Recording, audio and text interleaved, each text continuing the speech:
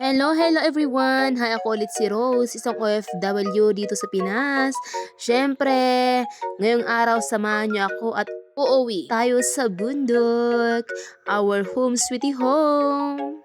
Pre, dapat di ko nakarodan, hantay ko mga taligudan, tinagapuan tayo. So, in-invite takpi man kat inanusan tayo ang dagdag na ngam awan mat tinarikrot ko nga kaduwak nga magna. Kastoy ti dalan ditoy ayan mi ditoy ayan ti banbantay. We're thankful kasi nakalsada matanan kaso nga lang wala akong sasakyan. Isu nga nag-shortcut na kitarang tay nga dayta. Ngam sa susad adagam ti I know amo diyan ng kanyat ng kagat kanya nagsakit kakabsat de nakagatak garod piman dita ayan tirang tay nga day taga puti kasi cellphone ko and so kasta inan anong sakmat nga nagrubatak siguro mga 2 hours kuyatang nilakad hanggang doon sa bahay. Ayan, hanggang 2 hours or 3 hours, 2 to 3 hours. So, talaga nga napudot pa dita nga time. Syempre, we love our home. Charis, home sweetie home. So nga nag-awid ako matanda. Tajay Vagina Falls. Ngam ni nakgangan kanu nga na El Nino.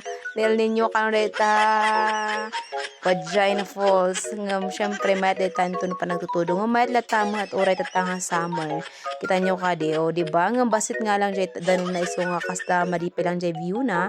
Ngam mayat deta promises. And so ituloy tayo manan niya magnakakabsat ni nakururat dito just second ngarang tay and ti Vagina Falls kabut-butang ngam syempre we're expert na ayan expert tayo ni magnati kakastay so hantay nga mabutang ayan nagunag data nagunag nag na nga tunay so naglaboy da pa yan dagita dandanuman dayto itian ko nga kay kayat nga dalan so grabe te kita nyo man mat no man nga steps dayta nga pag naen talaga nga han kapay nga makang angsen an nga maisang at dayta saka gapu iti kinaadayon na tas napudot dayta jay kay hangkong nga kagad dayta step mga 500 plus yata na step yan hang ko lang nga nabilang ganun kakabsat nga nakaururat so ayun nakaangas-angas tayo mat kakabsat na nakadanon tayo dito iskwelaan dito dyan iskwelaan so kabigatan na graduation so I'm very inspired kani Pastor Raimondo tauray nula kay pimanan kakabsat kat inanusan na lata nga nag-eskwela he is already 63 years old na 63 daw yung age niya so that time talagang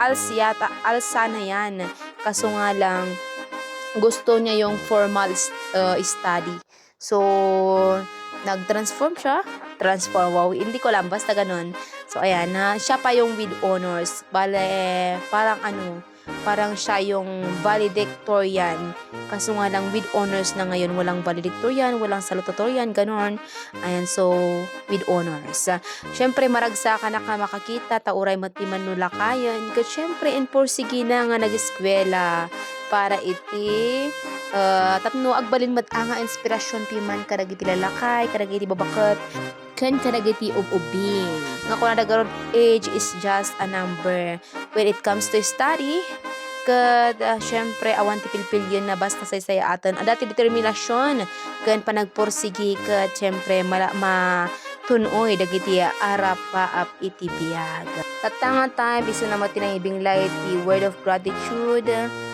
and naragsakan nakmata oray no basit estudyante kat adu dagiti in my page advisor mi di grade 6 matlaang ni Ma'am Bernadette the supervisor Sir Well kan dagiti barangay officials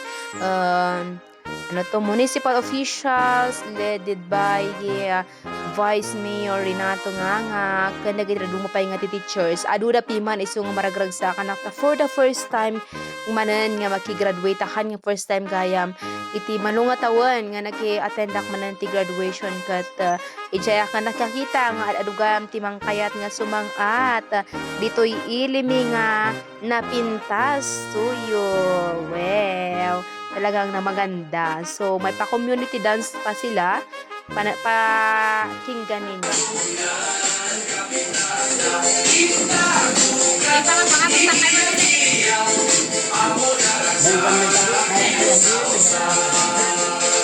Kamay na yun.